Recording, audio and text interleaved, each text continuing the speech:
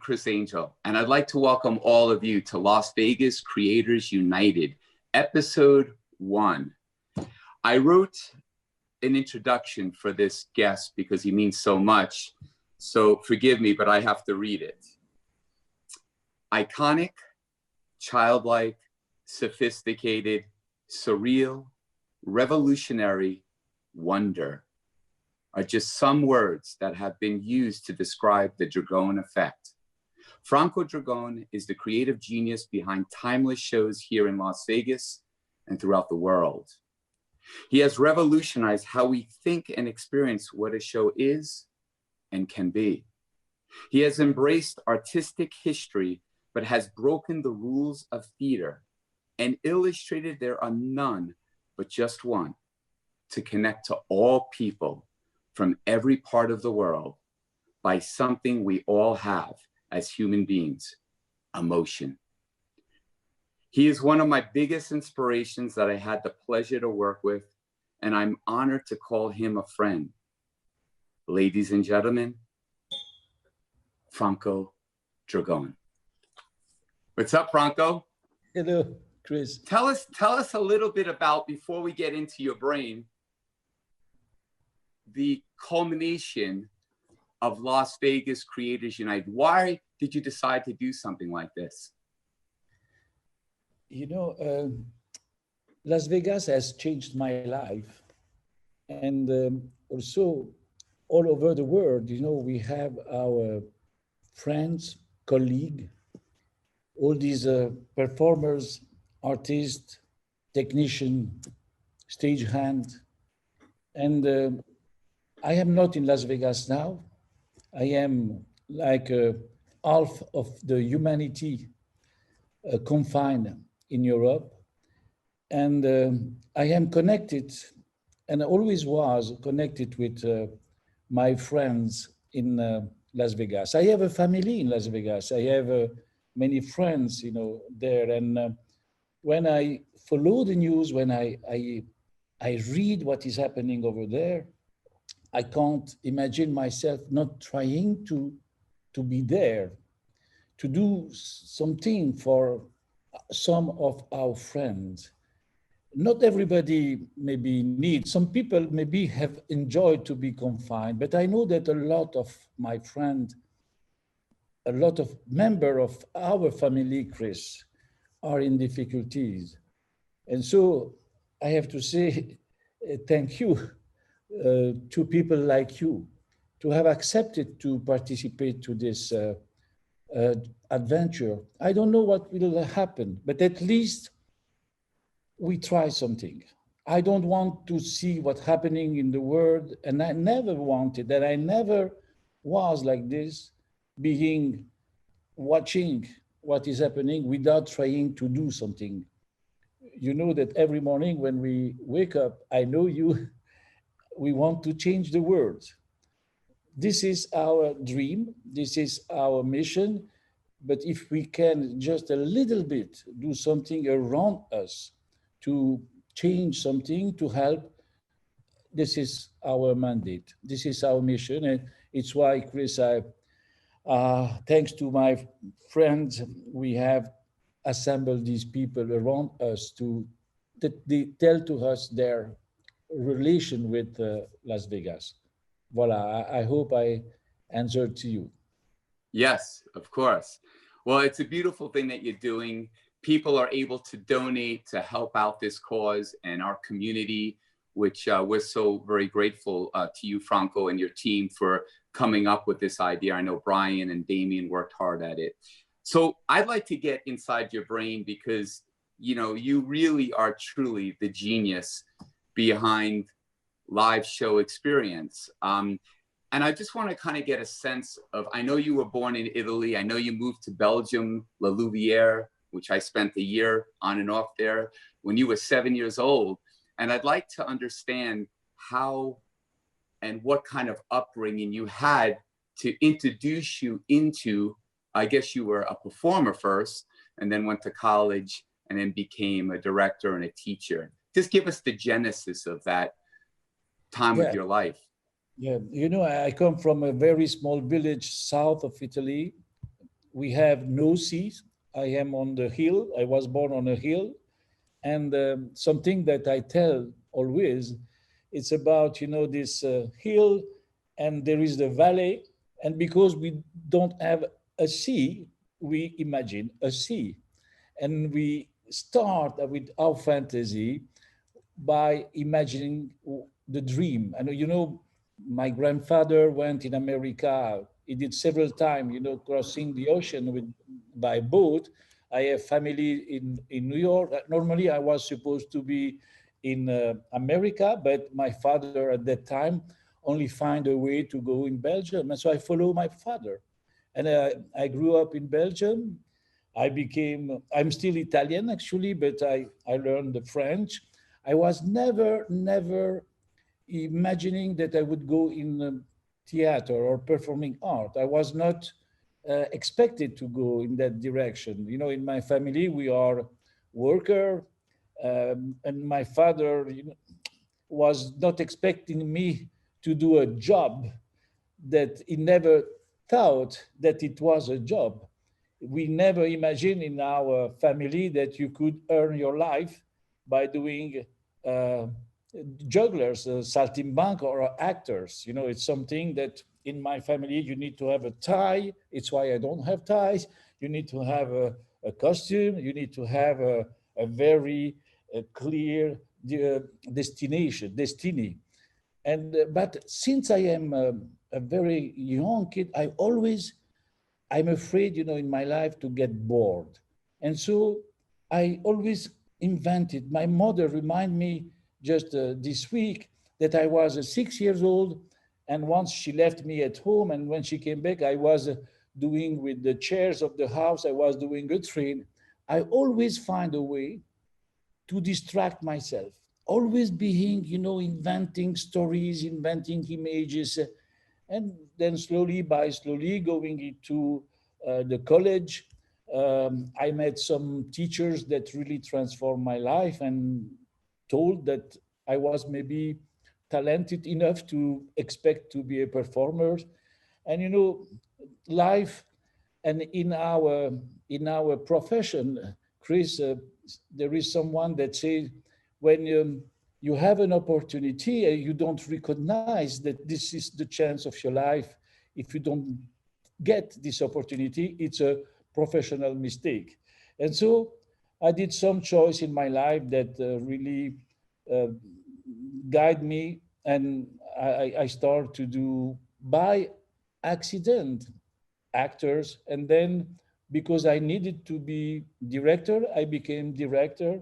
But it was always with this unconsciousness. I was not conscious that I was doing this or this.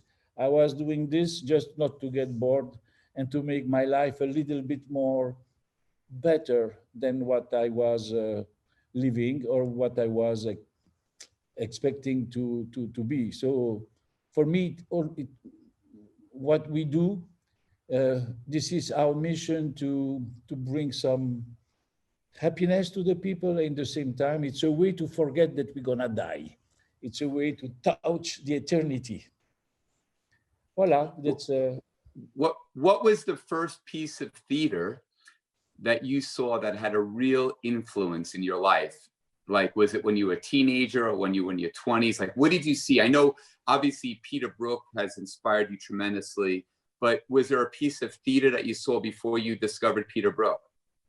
yeah. There is. I really clearly remember that I was before to come in Belgium, so I was 6.5 years old, and in a school in Italy, I remember three actors, two men and one woman, wearing beautiful costume and doing theater. And this really was in my mind. I loved.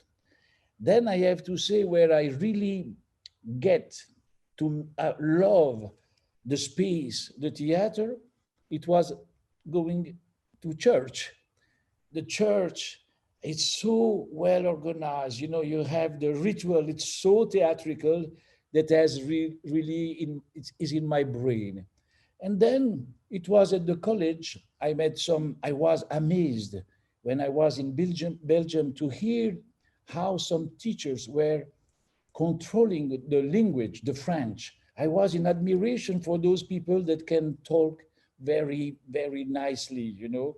And so I met some friends, some teachers that brought me into theater. And slowly I began to understand that this is something that you can do to earn your life. And I began to also to feel how much theater can change your own life. I began to feel how much theater can make you understand or at least question yourself about human being. And so Peter Brook came later in Paris, Ariane Mnouchkine, Théâtre du Soleil. All these directors from the 70s impressed me a lot. Excuse me. Well, you know, what's interesting is your approach is so unorthodox, and it stemmed even when you were in college, which blows my mind that you were putting together shows with non-actors to perform it, whether you did stories about drug addicts or folks on the street or people in prison, but you cast non-actors. So from that point, you obviously saw the world of theater very differently than tradition would have put forth.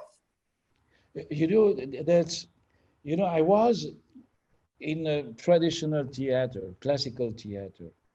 But when I saw that my friends were not going to theater, and when I realized myself how much theater, performing, actor might change your life, I decided to do theater with my friends. They were not actors.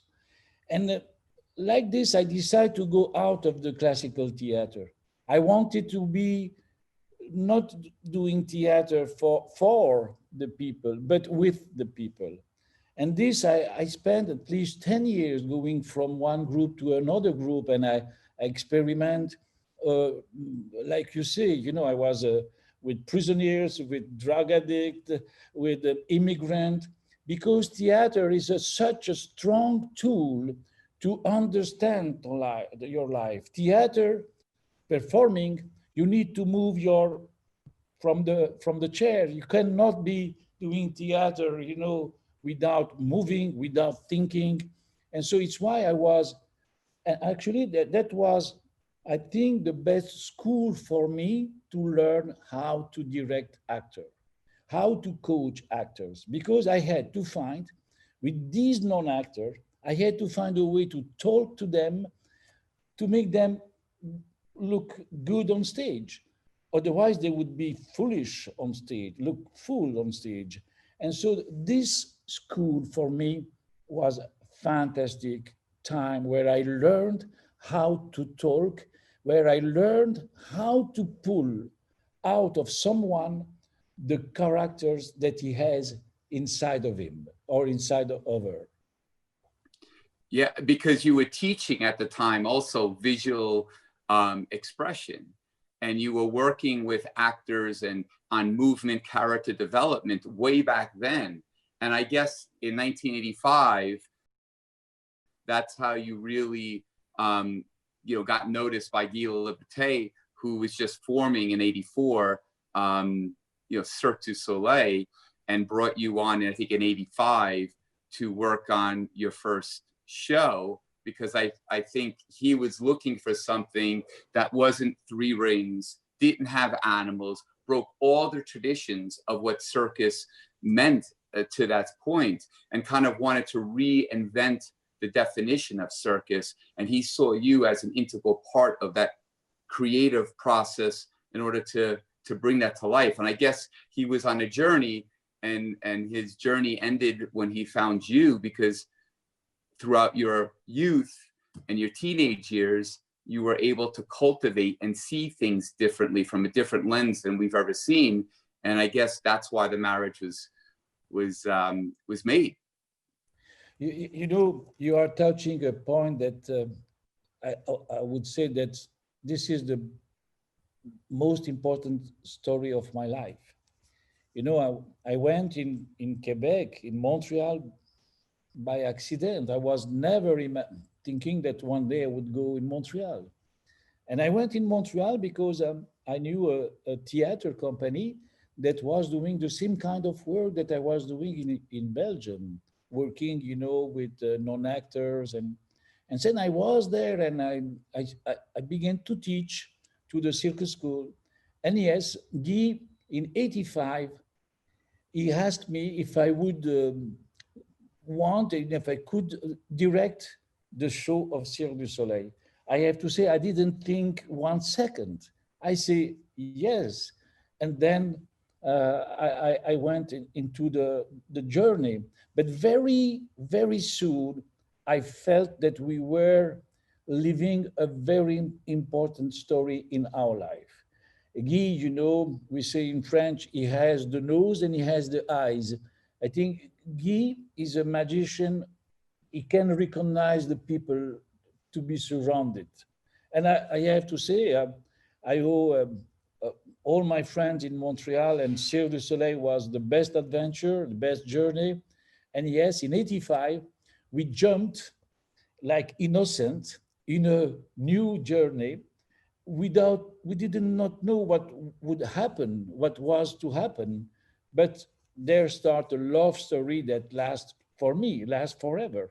Although I only stay 15 years in Montreal, but still today, you know, it's the most important part of my life.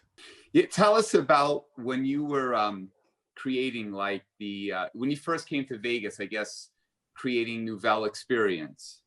It was a different Las Vegas. You had Siegfried and Roy, who kind of dominated the entertainment scene. They transformed, you know, this city into a family destination. You know, they were doing things that had never been done, the spectacle, animals, all of these things.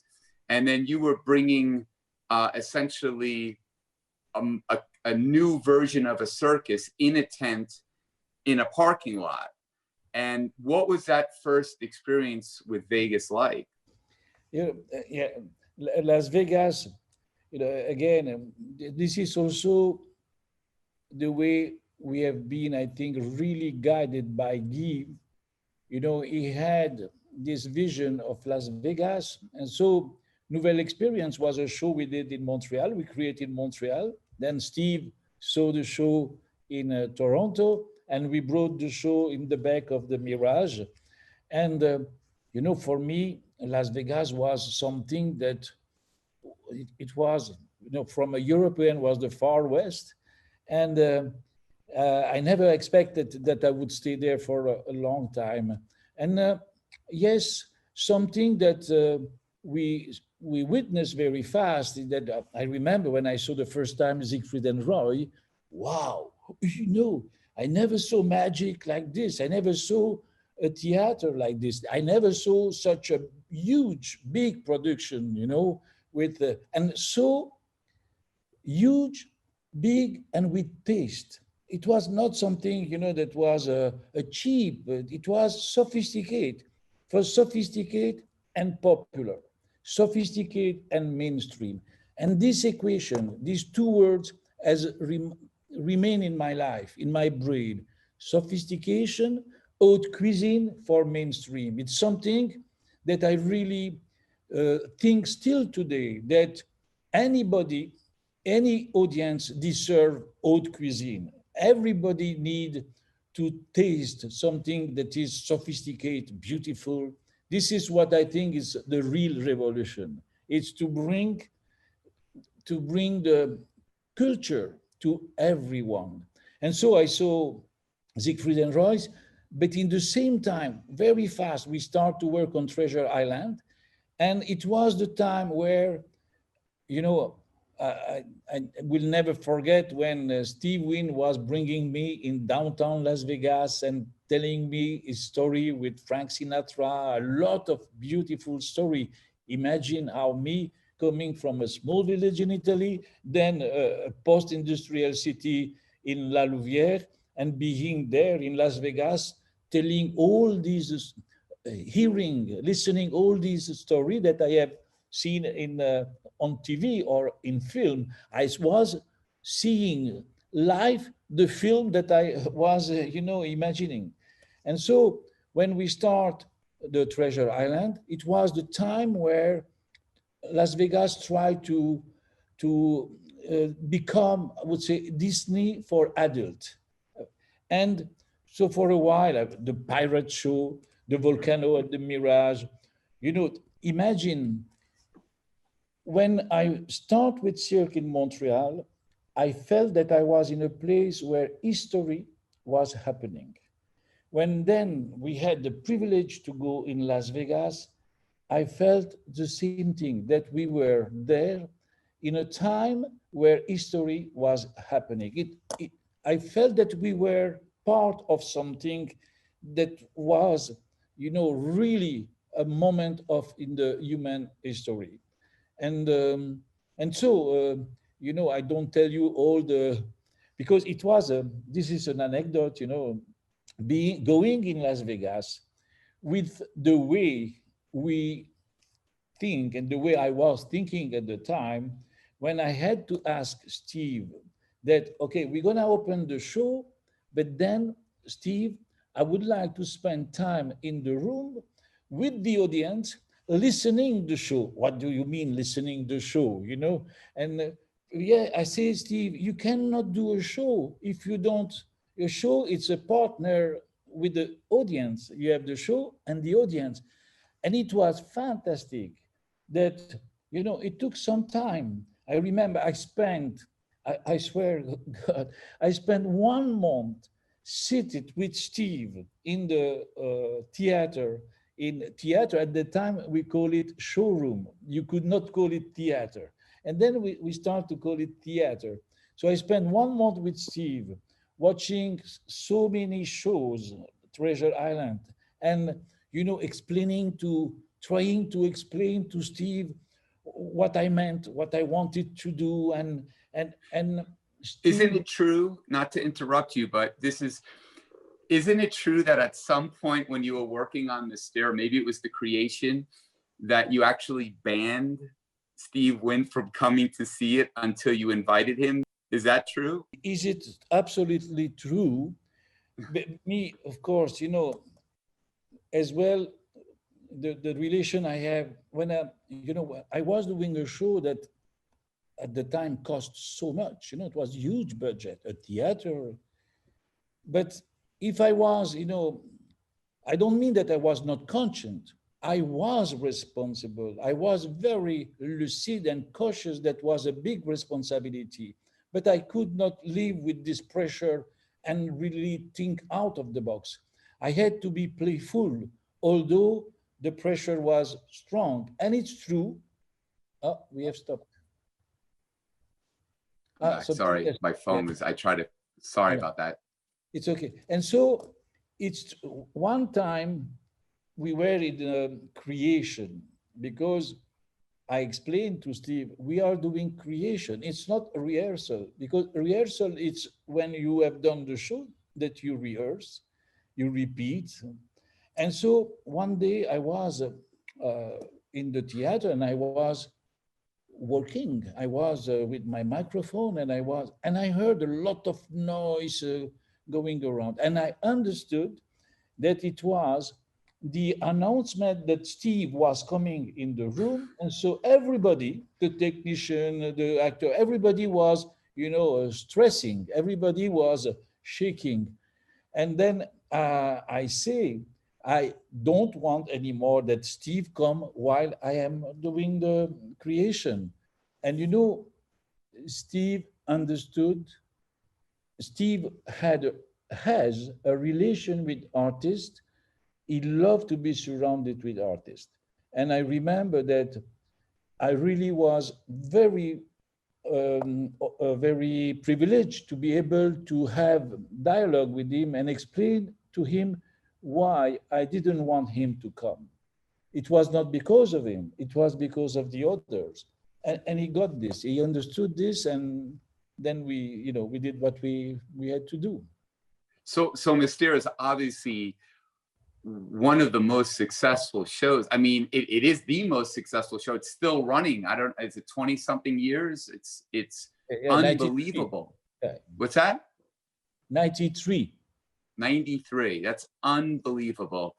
But then you had a next huge challenge, right? So you have all of this wild success with Mystere.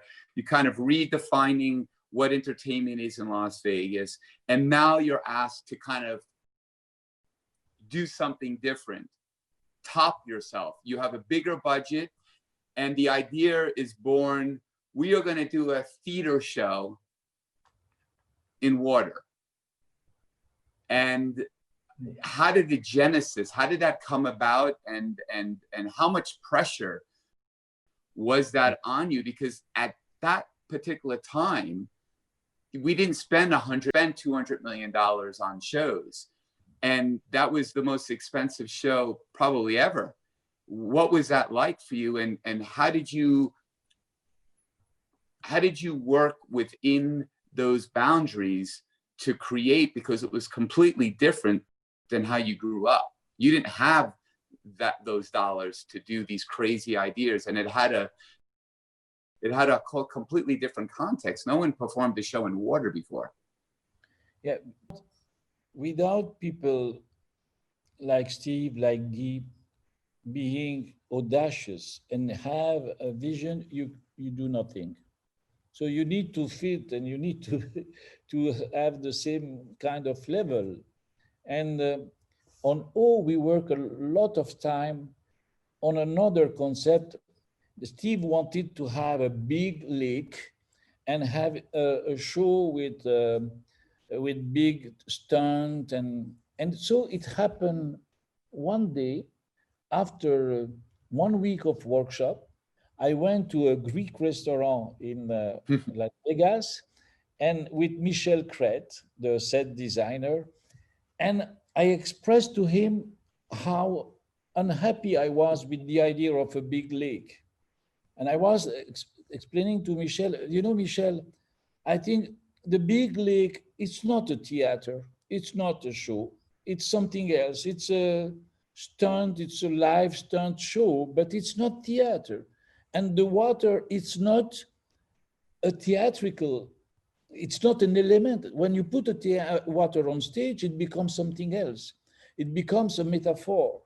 And so it's where we changed. And so after the lunch, we went back to the room, the meeting room. And in the afternoon, we exposed this to Steve and Guy and everybody, telling them, we have found the show.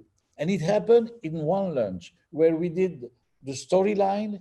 We did really, we changed the paradigm. We changed completely the approach, and we say we need to be in a theater, but we want to open the curtain different. And I took a scarf in my right hand, and I put the scarf in my left hand, and I say, I wanted the curtain open like this. And wow. Only this, Michel, wow, and all the team, they have worked day after day to try to open the curtain like this. And I have to say today, if you ask Steve, who had the idea of bringing water in a show, if you ask Guy, if you ask everybody will say, oh, it's me. And this is what makes a good idea. It's when everybody take and say that this is my idea, it means it's a good idea. But you had a witness. Yes, yeah. Now, that moment when that curtain flies away is truly like real magic. It is probably one of the most iconic images, and you're all about images, tableaus. You're about taking fine art, whether it's, a director like Fellini or an artist like Dali, and kind of creating these tableaus, these images that you can just sit and take a picture of every moment of the show, and it would be a beautiful image that would say so much, that speaks to the viewer. Because for you, what I gather, knowing you and working with you, it's not about language as far as speaking English, French, Spanish, Italian. It's about the language of emotion. It's about connecting. And so when you watch this show and experience O, which is one of my favorite shows of all time, it really, that moment just sucks you in. And then you see the water. It's just so dramatic. And then the images of the horses and the carousel and the piano going down.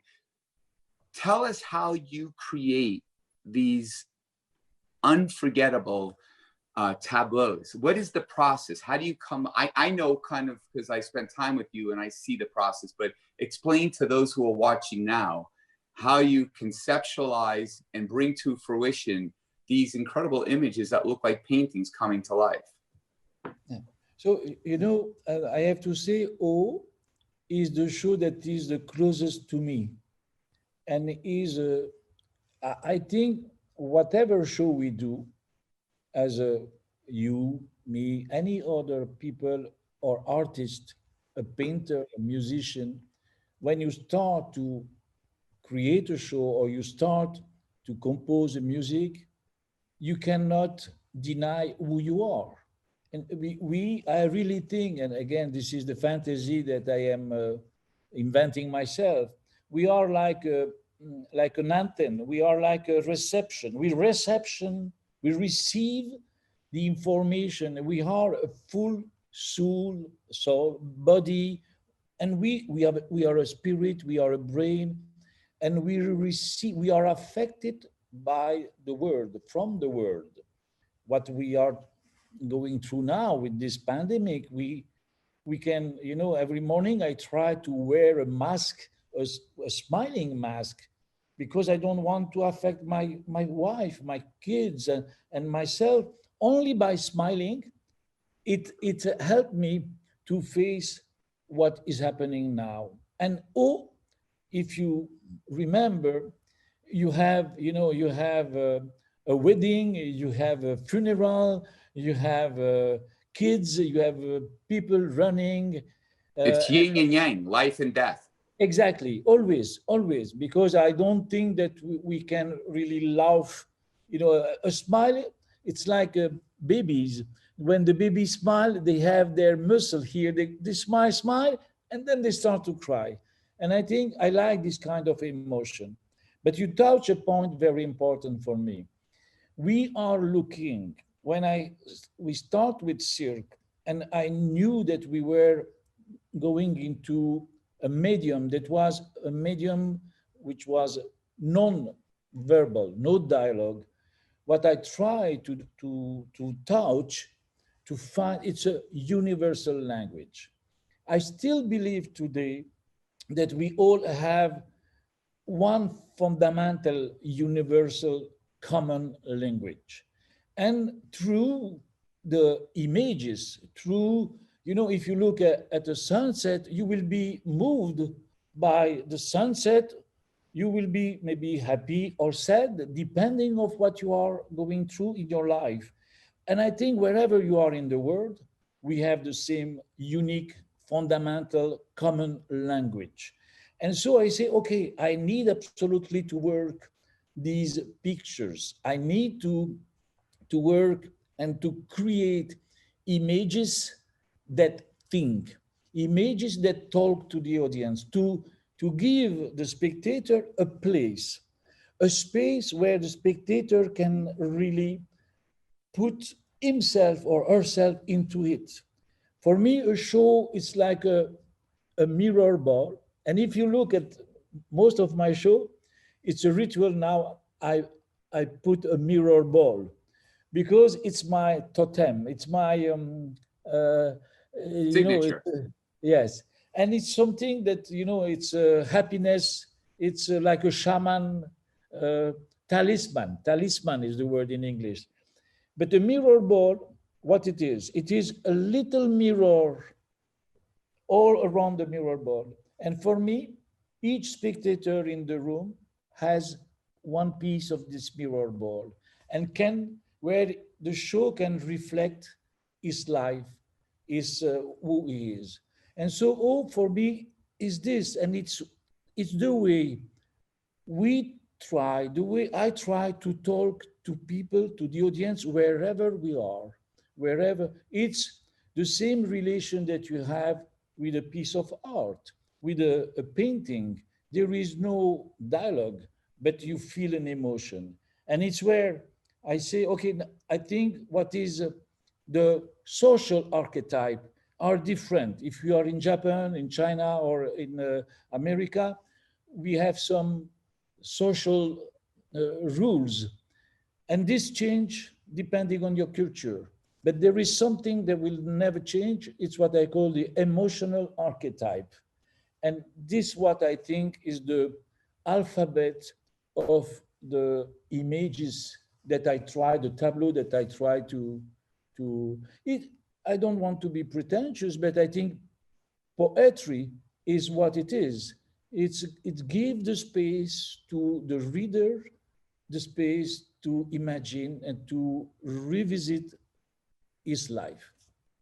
But how do you practically take, what's the process for the folks that are watching right now? What is the process of creating a tableau? Like, is it an image, visual research? Is it ideas that you put in a painting that you then try to get each department to bring to life? Like, what is the process of a tableau? I understand that one time you were in your hotel in I think Bellagio, and you were working on O, and you saw the housekeeping, cleaning things, picking things up.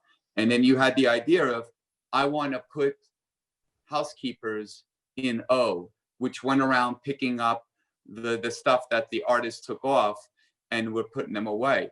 I mean, is that how you created that tableau and other tableaus, or is it a longer process? Like, what is the process? Just explain it simple form for the folks that are watching.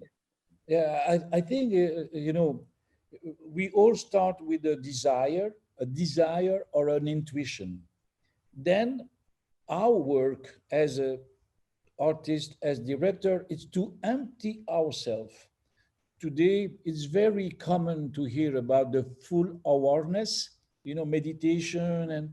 And so the way I approach creation of a show is that, we have a desire, we have an intuition, we don't know what it is. We have a destination, but we cannot find the word to explain.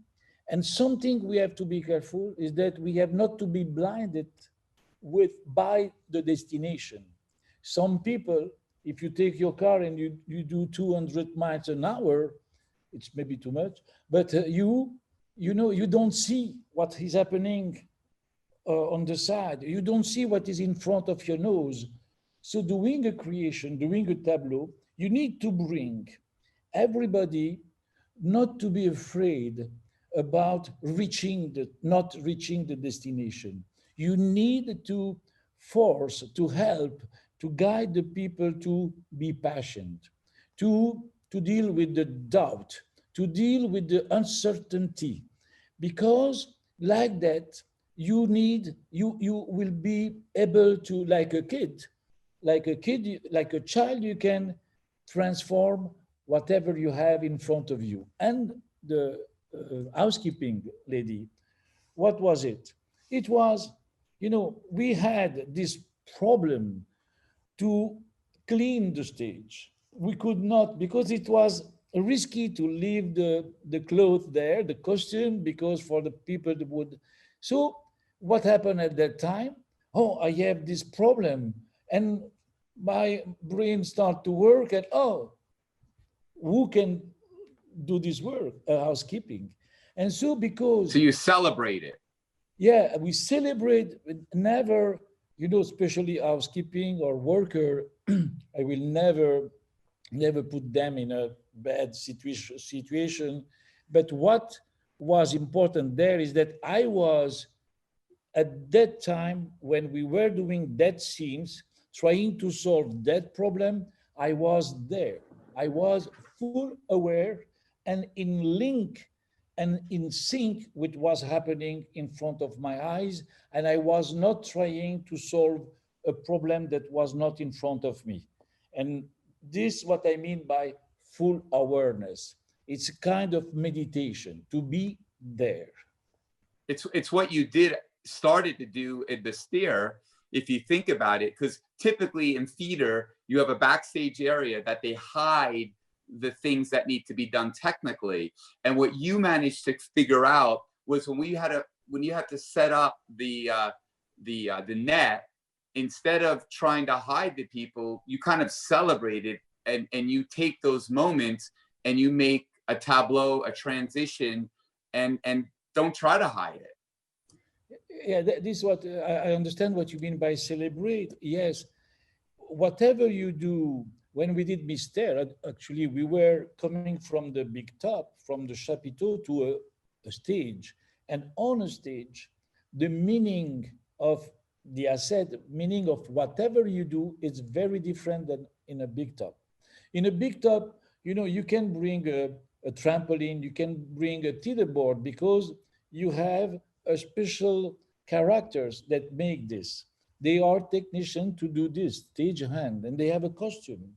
We call them the équipe de piste. And so when you are on stage, it's very different. You cannot hide. Even if you would do a blackout, people, it's blackout is fantastic because people, think what is happening. And so instead to hide or to try to hide, I decide to celebrate.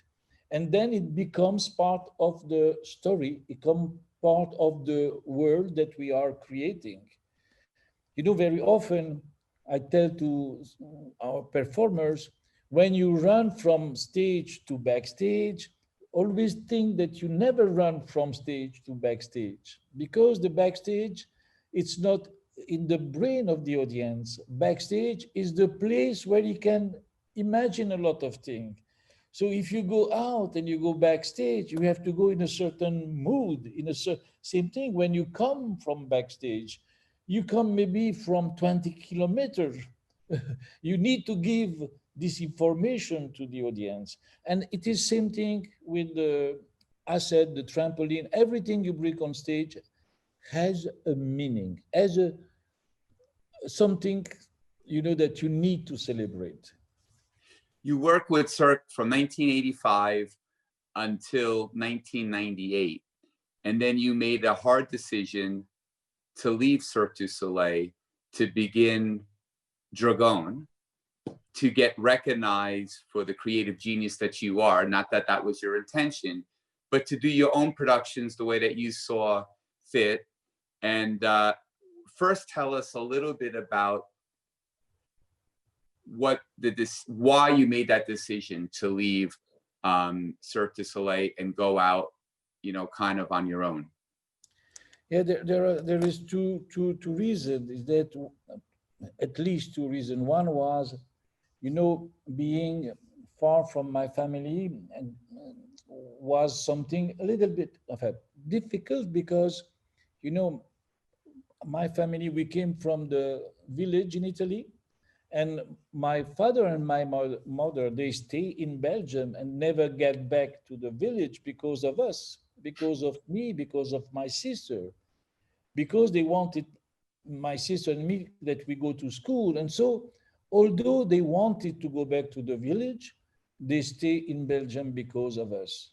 And so me, when I left to go in Canada, it was really very difficult for my parents to imagine that I was leaving the home where they were forced to be because of us. So I went in Montreal. I worked, 15 years because it was, in 1999, we did the premiere of La Nuba in Orlando. And so first of all, when I went back in La Louvière, I went back with an idea in my brain, and I did not really stop to interact with Guy and the Cirque. We had to work on the Beatles. By the way, I worked 2 years on the Beatles, and then I You didn't know know, that. you know, when I was in London and I was with Michel, Guy, Gilles, and we met the four, Yoko, uh, um, Paul uh, McCartney, Paul McCartney with his running shoes. probably Yoko Ono or her Yeah, son, Yoko Ono was there, and George Harrison, George Harrison, very nice, right? And very then tender. Ringo Starr. Yeah, as a Ringo Starr. And so we were in in a room in the hotel, and then we were to go into the other room, and I saw these people in front of me. It's something you cannot, you know, you shake, you know. And so with Michel, Gilles, and Guy, we were working on the show of the Beatles, but because the accident with Siegfried and Roy, the plan changed because they had to open the Mirage, and so I could not do the show at that date. It was too soon. So, and but this brings me another thing. One day I received a call from Yoko Ono, and she brought me in New York, and I went, you know, in the apartment of John Lennon, and she told me a Wow. lot of things. And she has a lot of drawing, painting of John Lennon, and she wanted to do something with this material. Anyway, Cirque has brought me to meet so many people, so great artists that is fantastic. And so what was your question? No, Yeah, I was just yeah. asking you what was the reason why Yeah, you decided to leave Cirque. You said it was two reasons. One, it was more family and personal, and then the other reason you didn't tell us yet. yes. And so family and personal, and I wanted to give back to the city, La Louvière, what La Louvière gave me. You know, it is here that I met artists in La Louvière, and so that. And the other reason I have to say was that only in 1998 we did La Nuba. I did the movie. You know, many years in a row we worked so hard, and also I wanted to ask Guy and Danielle at the time to make a pause to think about what would be the not only the economic and the strategy, not only the economic plan, but also the artistic plan for the next 5 years. And I have to say that the cirque was so, you know, developing such a big growth that it was difficult for me not to take a pause and think about creation. The creation, you know, we did such a great work that I had a little bit, I was afraid that cirque will go to sell uh, its soul to the devil. I was seeing at the time, and so I was just I needed to have a pause and think about the impact that we had with Cirque. What such a great message, you know, the expression of a community. It was not Cirque was not only a show, was also a way to behave. Was really a spirit, and so I was afraid maybe to to lose something, and I just wanted to make a pause. And Well, voilà. in my humble opinion, when Cirque du Soleil lost Franco Dragone, and I've said this publicly, they've lost their soul and their heart and their way. And I say that because, you know, of them becoming a big machine and not having the vision to follow all of the different elements that are an integral part into a vision, into supporting a vision and the emotion of that vision, from the lighting to the music to the artists, to really breaking new ground. And I think when you were involved with Cirque from 1985 to 1998, you broke new ground. You found new paths. You tried to go into areas that were uncharted. And I think when you're in a space that is unsafe, or you feel scared, or you feel nervous, it either makes you rise to the occasion and deliver something that no one has ever seen before, or you retreat. And, you know, you left Cirque, and at the time, I was getting involved with Cirque, with my show. And, you know, I know, and it's been very public, my experience with Cirque du Soleil. And, you know, it was very difficult for me because for me, it was a big bureaucracy and a big machine. And I never really talked about this specifically, but they never really respected my art or my fans. They try to hide that. And they, you know, wanted to create a show that had nothing to do with Criss Angel, Mind Freak, or really hardcore magic. It was a different show and a different vision. What I'm really fascinated with, as somebody who lived it for quite a number of years, and by the way, I don't regret it. I learned as a human being, and I learned as an artist, and I would never be who I am today if it weren't for those experiences. They made me and shaped me to who I am today, as you were pointing out. But I guess what I'm getting at, when you then were going to work on Celine's show, A New Day, and she is such a magnificent superstar, has an enormous fan base that expects her to deliver what they want to hear, what they want to see, and what they're used to. How were you able to respect her as an artist and respect the fact that you're trying to create a show and walk that tightrope between her and your show, and kind of having them coexist? Because unfortunately for me, that was not the case. And for Celine, fortunately for her, it was the case, because you understood both. You know, first, just about Cirque, I have to say that, you know, I am nothing and nobody without Guy, Gilles, Daniel, all the people that were there. It was René, Dominique. It was an alchemy. It's a rare that in the world, you know, it happened, this alchemy. I think, and of course, after thinking, because, you know, as much with Cirque, I was really full of everything. You know, when I launched my company in Belgium, I have to say, it was the worst experience of my life, because I had to deal, you know, with the entrepreneur and with the artist. And when I was with Cirque, you know, they surrounded me, and we built it together, but they surrounded me, and I was in a way protected. And so I could really give my blood to Cirque. And it's without the vision of each of single people, I could not have the support to be audacious.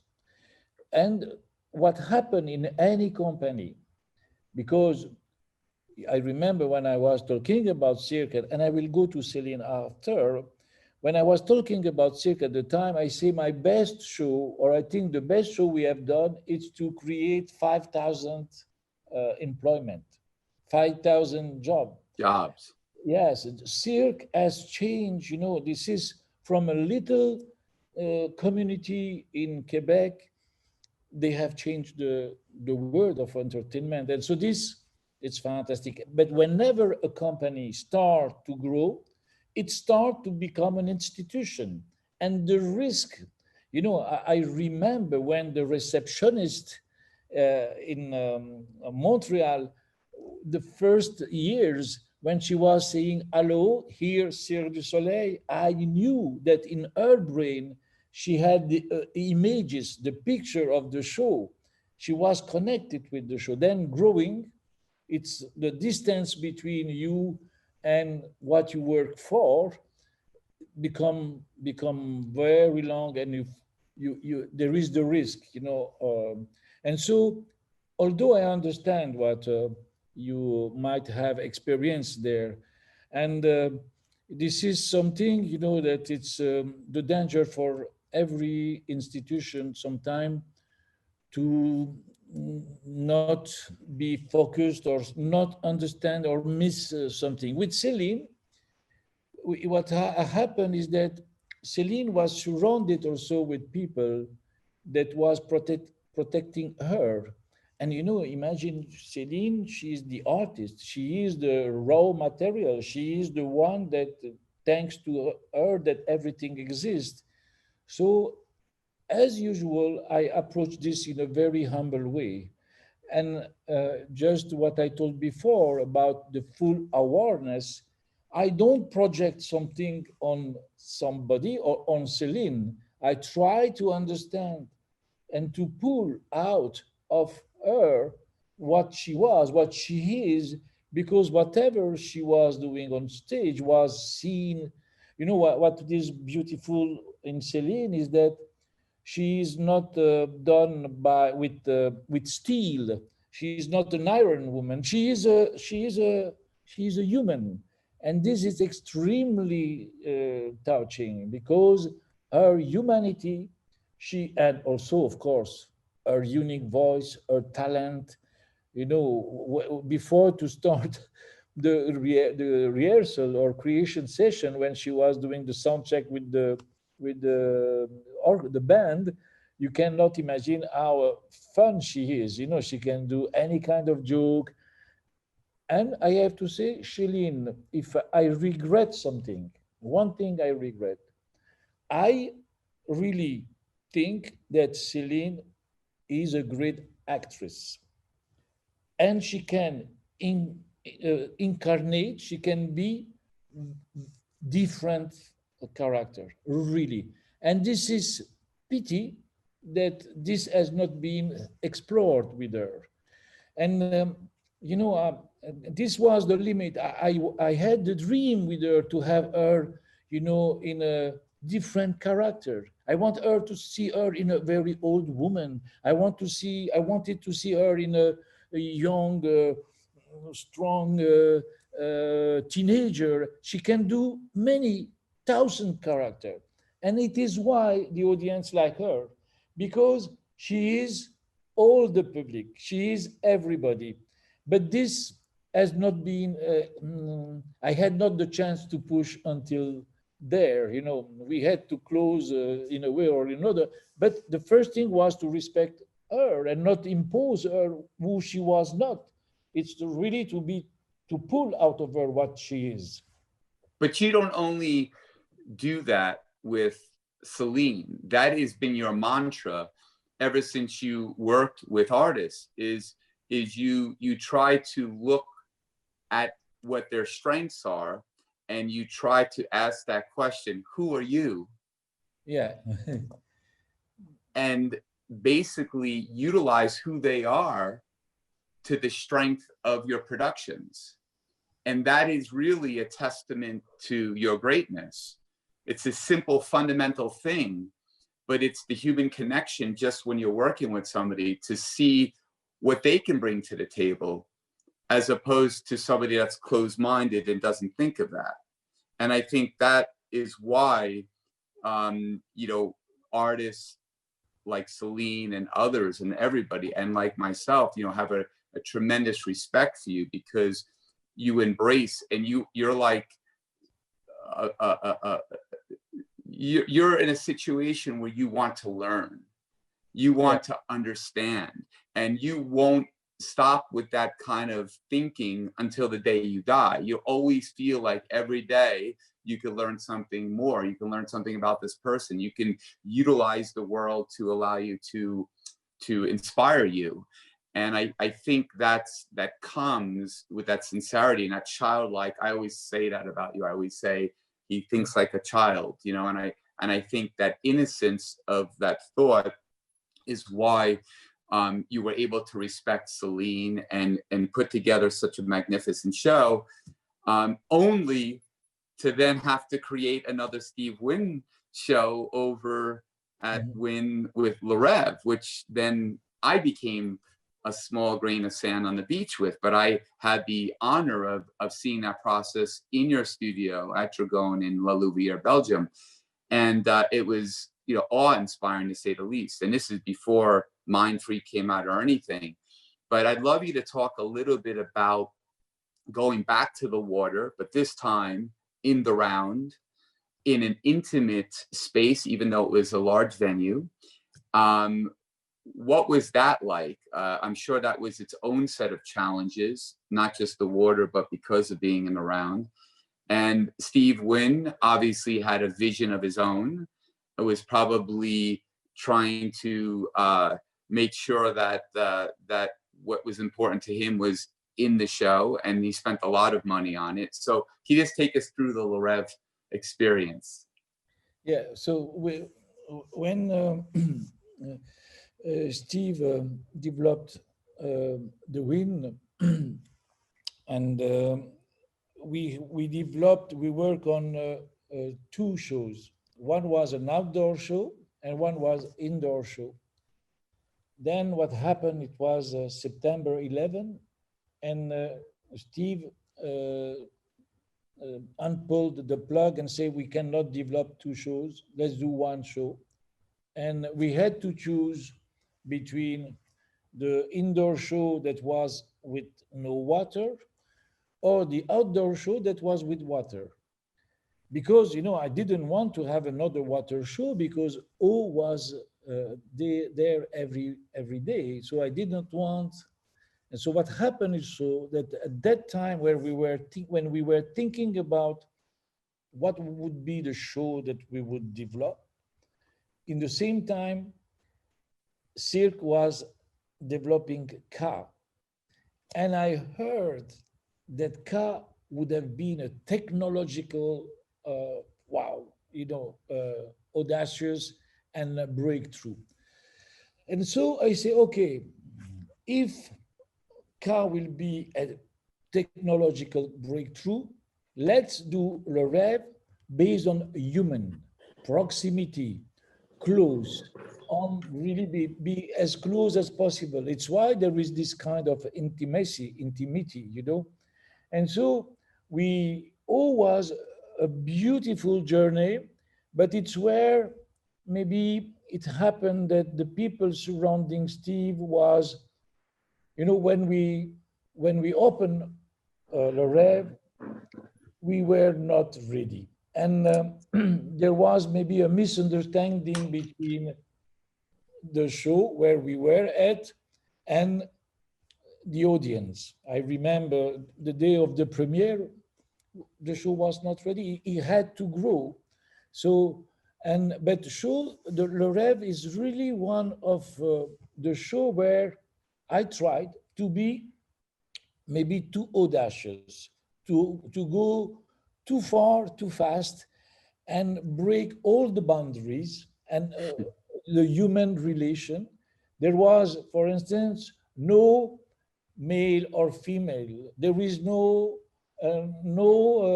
distinction between gender. Everybody, you know, my intention was really to break everything about racism, homosexuality, xenophobia. We are one, and because we are one, every relation is the same with everybody. And so we were doing, maybe I was there maybe too I would say too avant-garde in the acting, in the choice of character, too audacious for Las Vegas at that time. I had to plan, maybe I was too fast at the limit how far the entertainment can go in Las Vegas. And the version of LeReve at that time that I still love, this version, was not enough playful or not enough. It was darker. Yes, that's the word. It was too dark at that moment. Today, I think it would be totally casual, but it was too dark at that time. Let me ask you, if I may interrupt you for a second, Franco. Please. What do you do when you're working on something, you have an idea in your head, you spend all this time, energy, and money, all people from your team are working on it, and then you finally see it physically in front of you, and it doesn't work the way you thought it would. What do you do? And what was something that, as an example, that was like that, and how did you deal with it? Oof, this is, you know, and maybe you feel the same thing, but while I do a creation, it's where, you know, you see in front of your eyes the gap that exists between your desire, your wish, and the reality is it's like, you know, missing your life. It's very, very tough, very difficult, and you try, you know, to you need to find a way to be tolerant towards you, and you need to, then it's the time where myself, I try to grab someone and be reassured. So I want to hide myself under the table. I want to have very close friend around me just to tell me, don't be discouraged, try again, it will be better tomorrow, it will be better tomorrow. But the insatisfaction that you create in one show, it's also the energy for the next show. We cannot solve all the problem in one life. You need several life to solve problem. It's why I used to say that I do always the same show, because I always try to solve a problem that I had in a show, a previous show, and it's a very difficult time. And we have to be careful. The most dangerous time, it's when your show is successful. If your show is successful, what happened? It happened that, and this has happened to me, the cast, the technician, everybody is happy, and then you stop to work. No, when the show is successful, it's where you have to work much more. It's not, you know, you understand it. Sure. People stop I to work work. harder now than I did when I was trying to make it, But, because to voilà. remain the most relevant at your craft takes a lot more time, effort, and energy than it is to try to get there. The destination is far greater, or the journey is far greater than the destination. And it's much more enjoyable. But once you're there, now to maintain it and to maintain such a high level, and you have a target on your head, it takes a lot more dedication, work, and passion. Yeah. For instance, I have a question for you, Criss. How you deal with, you know, when you open the show, the day of the premiere, and you have people that come to you and say, "Ah, bravo, yeah, fantastic," and how how you deal with that, although you know that you are not happy because you did not reach what you wanted to reach.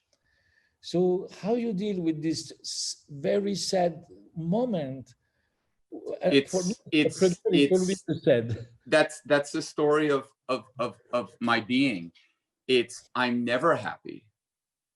It can always be better. Yeah. And for me, I try to work even harder. Perfection is like water, you can't hold on to it.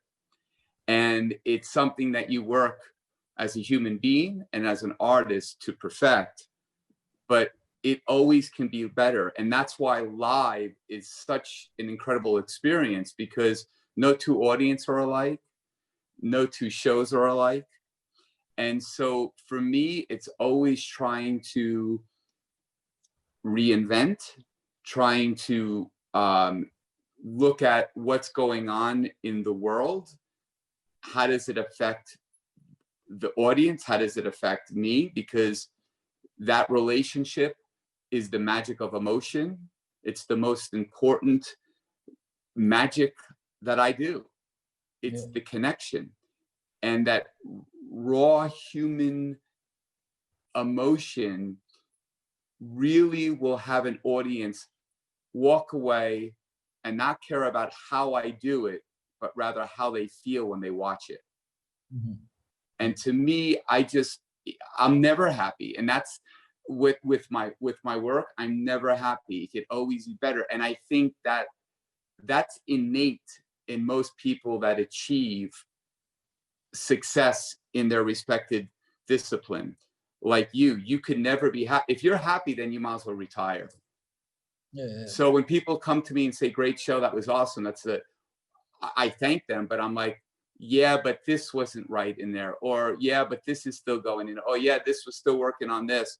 I'm never like, and people always say to me like, why don't you just happy with it was great? And I'm like, no, wait, come back and see it with this. And I'm like that in everything I do. I'm building a model miniature world right now, and I'm almost done. I worked on it since the pandemic, and I look at it and I'm like, for 2 seconds, I get the satisfaction, but then I'm like, oh, that could be better. That could be better. It's the same with you. You create a show, you work years, you bring it to life. There it is. Your vision is coming to life. You're impressed by it for a moment. You appreciate it for a moment. And then you say, yeah, but that can be better. That we need to change that. You start picking it apart. But that's the sign of a perfectionist. That's why you are who you are.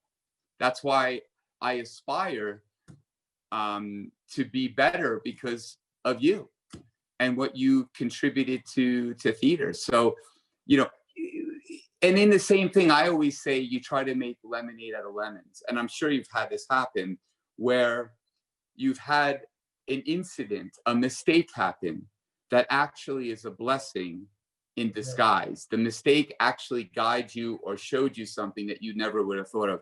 Can you talk a little bit about that? Yeah, I mean, and just to close the chapter of a premiere, it's not good to have me in a premiere because I am only sad, and it's pity because people need to make party, and this sadness, and I see, you know, you have a face where even if you smile, Chris, there is always a sadness behind your eyes. This is maybe our life is this. It's a tragic comedy.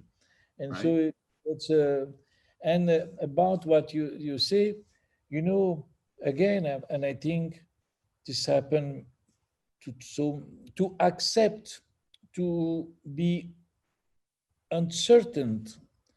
It means that if you do a day, when there is a day of creation, and at the end of the day, I have seen what I was expecting, for me, it's a sad day. But when I have something that was not expected and surprised me, that's a fantastic day. So how to provoke this? This is what it is, how to provoke. And it's always to put you at risk. And I call it shake the stage. When it happened in creation, and I have to say, creation sometimes can last 3, 4, 5, 6 hours. And thanks God we have the stage manager, Damien, when he was the stage manager, that called me, you need to stop, you need to stop.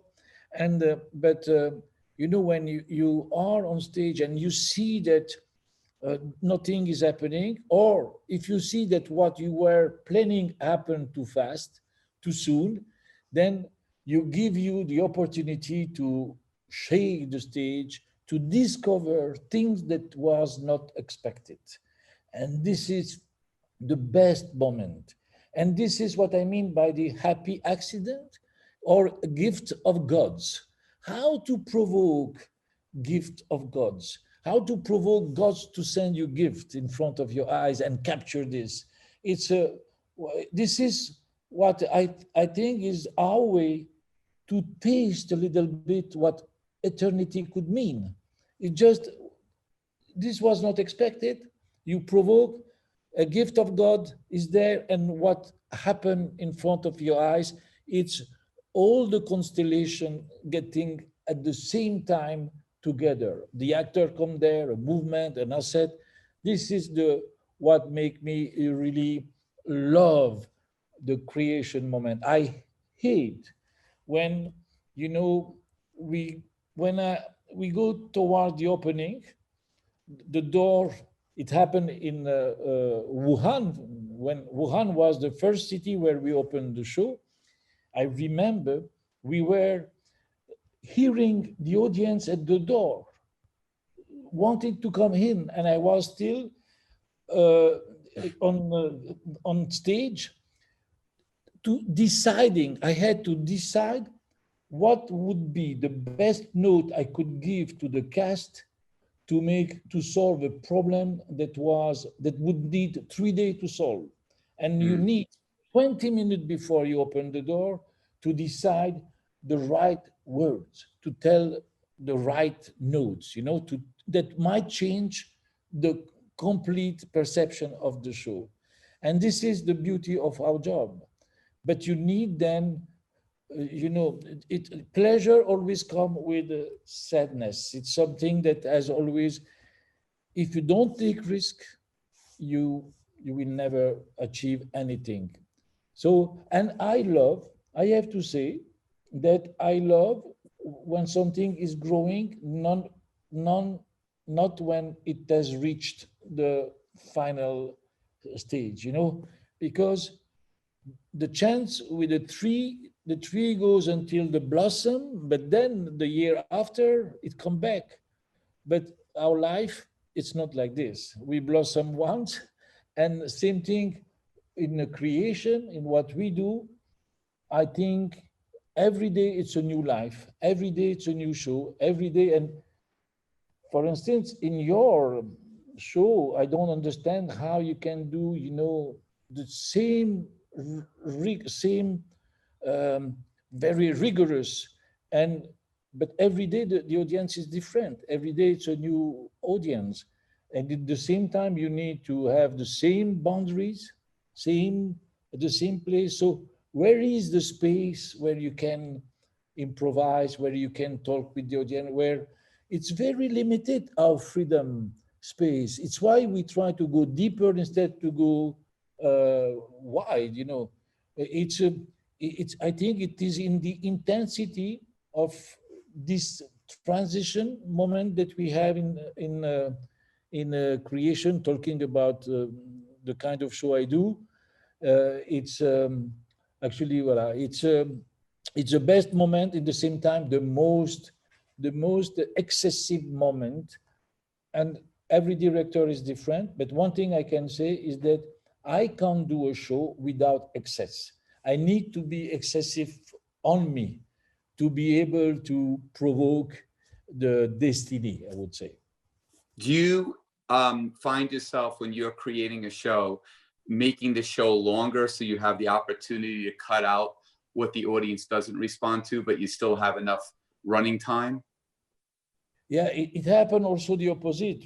Sometimes when you don't have enough substance, you need to find, and then you see where it is, sometimes too much. But a show always shrink, always. This depends on show. For me, there is no, the right time for a show. Before in Las Vegas, we were 90 minutes. Now it's apparently 75 minutes. A show could be too long even after 5 minutes, and it could be too short even after 2 hours. So it's the right foot for the right shoes, the right shoes for the right foot. It's very tricky. There is no recipe. And just a couple of more questions. A couple of quick questions. You say ordinary creates extraordinary. Yeah. Explain that. For me, our mission is to the audience. We have to give the extraordinary. How to make something ordinary extraordinary? It's from the point of view you give, and you look to something simple. The eyes of somebody, the smile of a child. In the life, everything, we need to sublime, magnify what is human, what is humanity. And this is our mission, our job to do this. And it's why sometimes a smile can be, ordinary person can become extraordinary. Now, from one of the books you love, Peter Brook, The Empty Space, he says, reality is a word with many meanings. Do you have any other passages that you love from that book? Peter Brook, that book teaches me to look at the space, that there is not only in a theater that you can do theater, it's how to make a place, a location become a place where you can tell a beautiful story, where you can create theater. The empty space for me mean also the empty space that you need to leave to the audience, because the audience has to have this space to be able to imagine their own story. If you fill all the space, if you put everything on the nose of the audience, there is no space for the fantasy. And I love Robert Lepage when he says that the most visual medium is the radio, because when you listen your to imagination. yeah, you imagine, and it's what I love. This is what we have to do. We have to give the space with enough emptiness for people to be able to feel it with their. This is the real interactivity.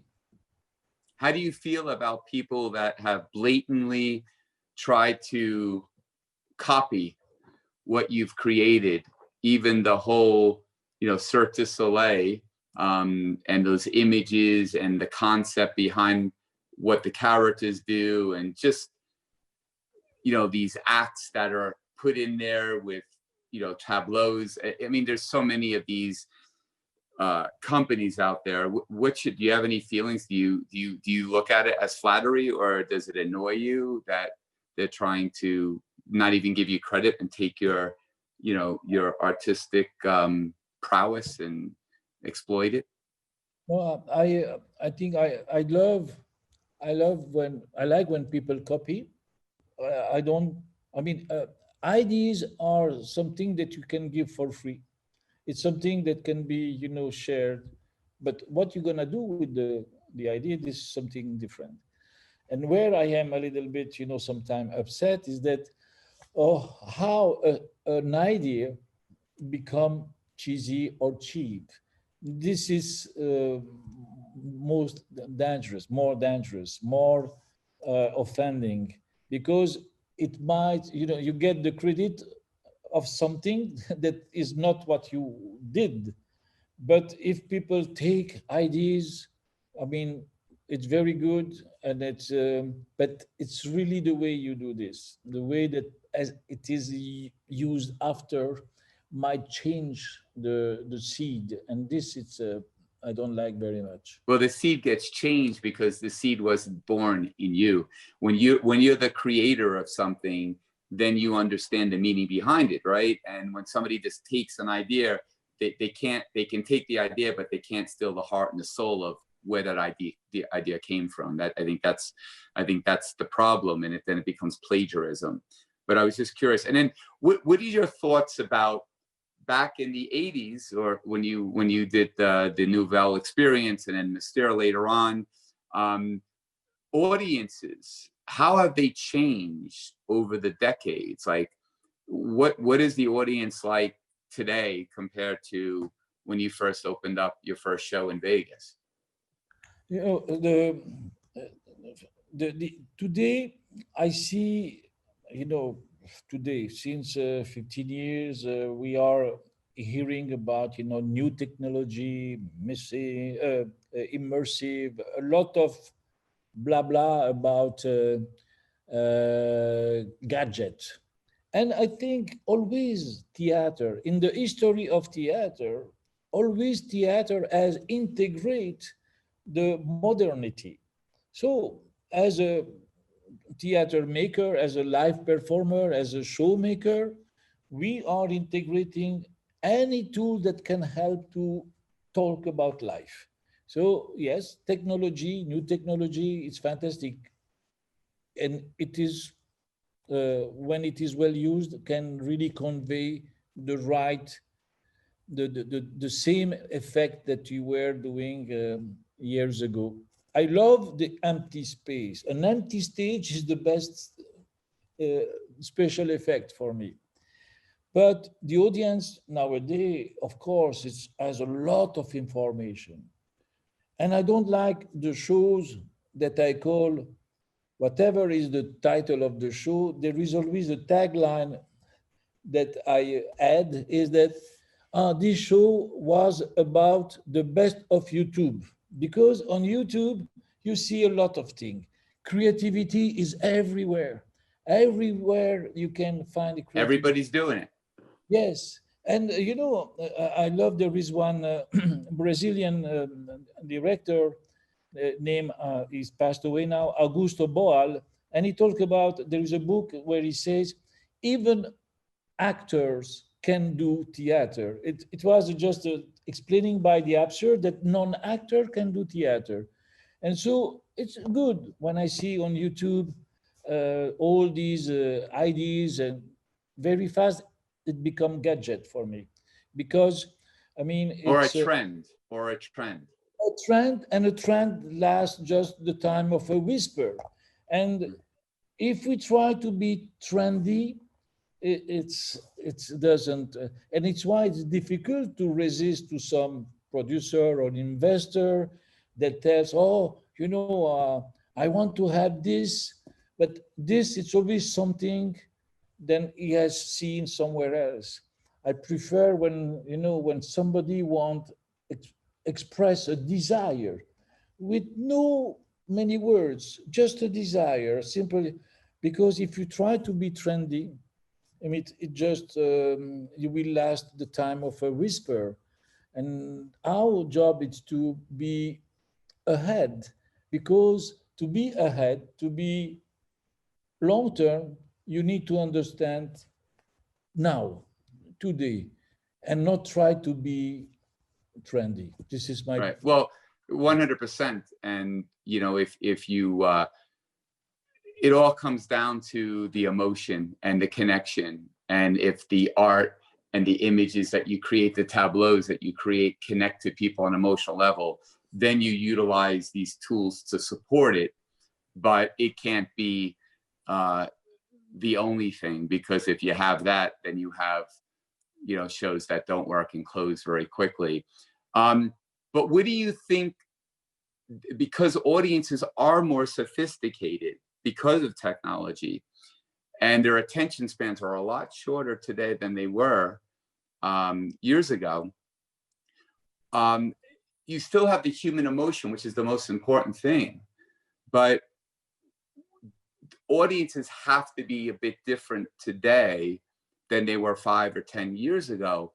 So just by the pacing of a show, do you think the pacing of a show, or the opening, or the structure of it, and it has to be great, no question about it, but do you think any of those things need to,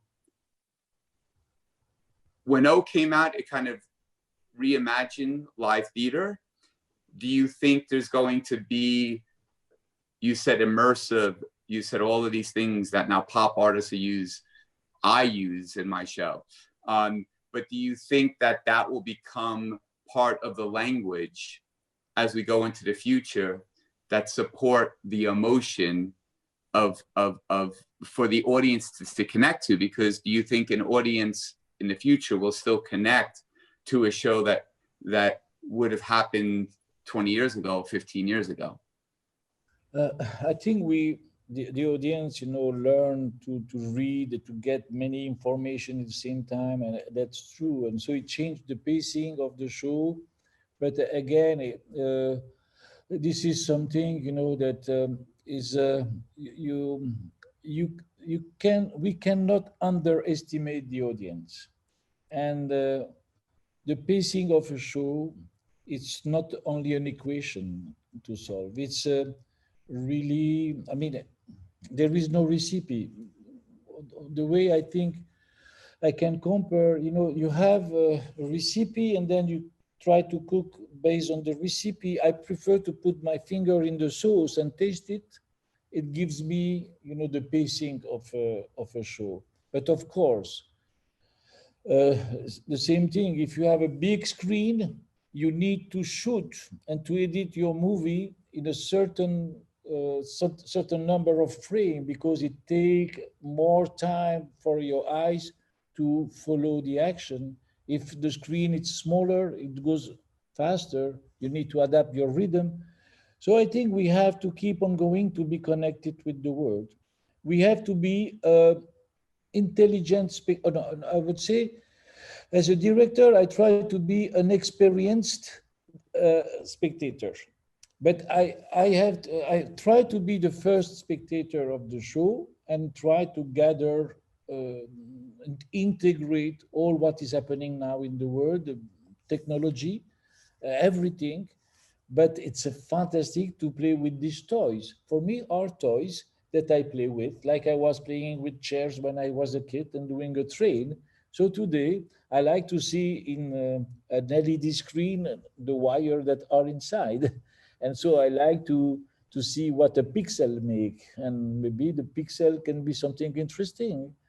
And never take things as granted, and always shake. This is what I try to do, to understand the mystery of life, even in a props. There is a, like a kid, try to transform and use a chair can become a building, a human can become a dragon. I remember one director, a story about a director, and this might be, I won't say a conclusion, but I remember that the director tried to do a scene, a fight scene between two fighters and two knights. And they had, they had to fight, and the scene was not enough epic.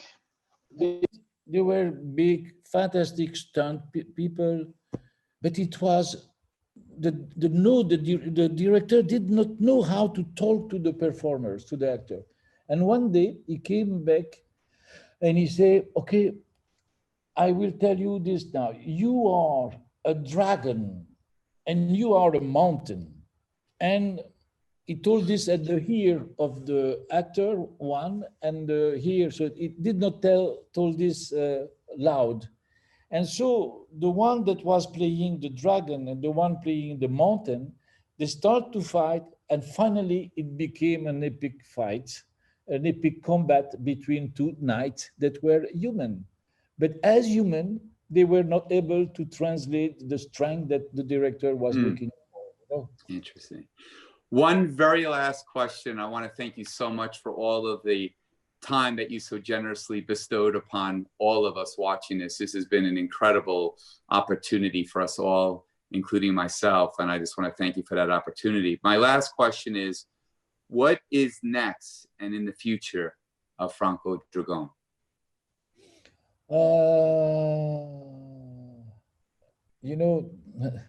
I don't know, except I don't know, but next is for me to multiply the number of time where I can spend, like tonight, Criss.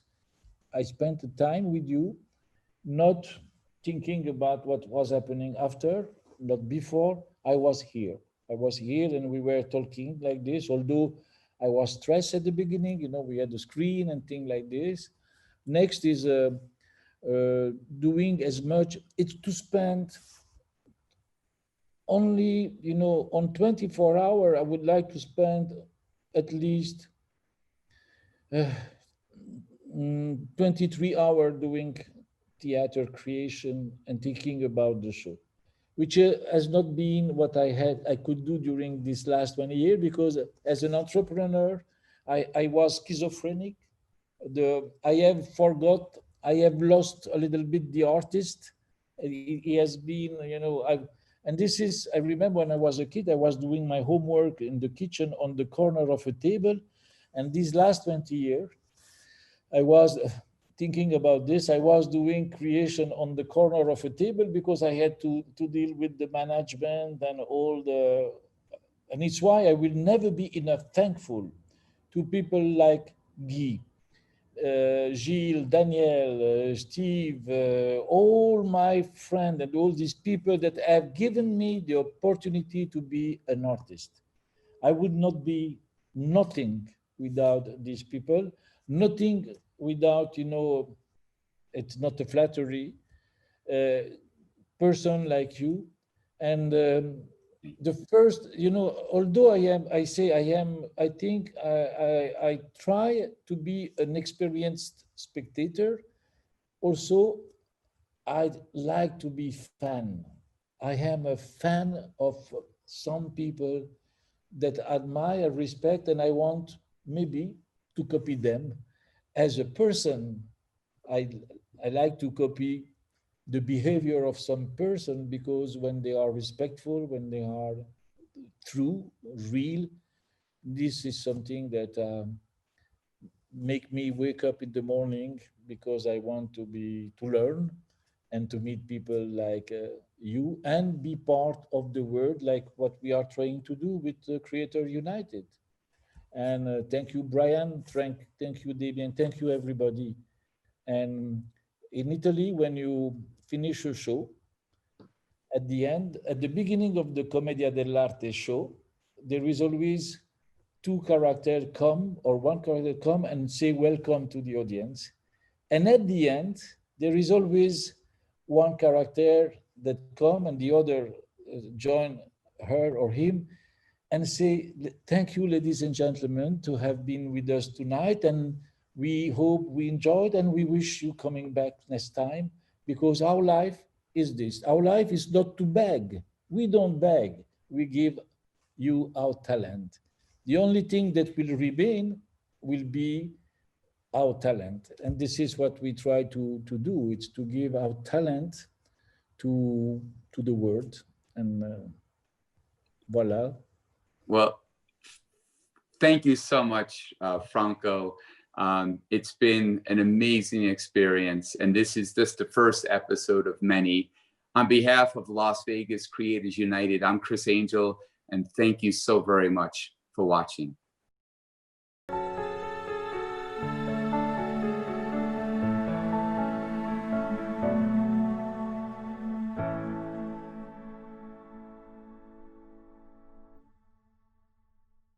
Hey, this is Criss Angel. I hope you enjoyed our conversation.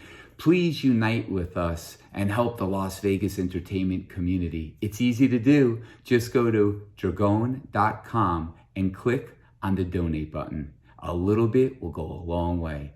Thanks so much for watching.